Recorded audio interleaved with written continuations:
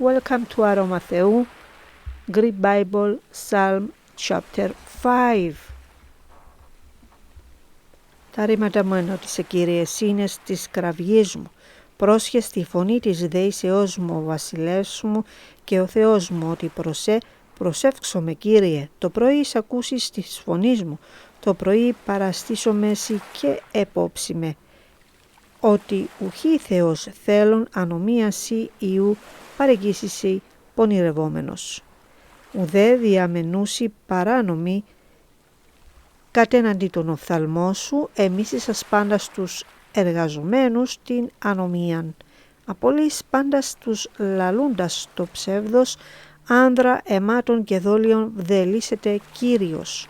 Εγώ δε εν το πλήθη του ελαίου σου, εισελεύσομαι εις τον οίκον σου, προσκυνήσον προς ναών Άγιον σου, εν φόβο σου.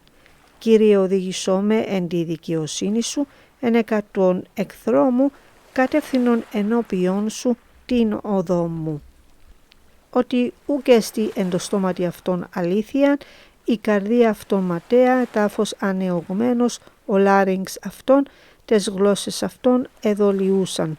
Κρίνον αυτούς ο Θεός, αποπεσάτωσαν από των διαβουλιών αυτών, κατά το πλήθος των ασεβιών αυτών, έξωσον αυτούς ότι παρεπικρανάσαι, Κύριε.